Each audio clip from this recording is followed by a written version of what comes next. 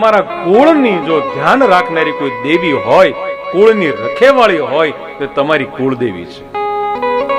તેથી કુળદેવને ક્યારેય ન ભૂલો.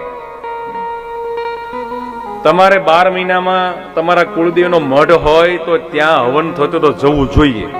અત્યારે લોકો માતાજીના હવનમાં જતા નથી. બોલો, લગ્ન હોય તો આખું ઘર તાળું મારીને જતું રહે. માતાજીનો હવન હોય તમે અમારા 500 રૂપિયા લખાવી નાખજો, લ્યો બસ. નહીં,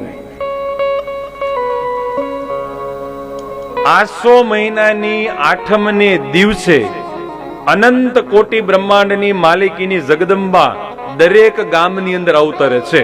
આ માતાજી વરદાન આપ્યું છે, મા ભવાનીએ કહ્યું છે. આસો મહિનાની 8મે તમે જે દેવીને માનતા હો એ દેવીની પૂજા કરવાની, એનો યજ્ઞ કરવાનો. કારણ કે બ્રહ્માંડીય ઉર્જા લઈને દેવી નીચે આવે છે.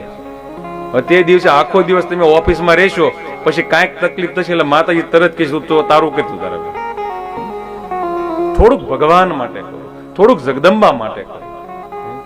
આટલું સુંદર શરીર આપ્યું, તમે કુળદેવીને નહીં યાદ કરો? તમે ખોડિયારને માનો, બ્રહ્માંડને માનો, કાળક્યા માતાજીને માનો, મહાકાળીને માનો, કેટલી દેવીઓ છે.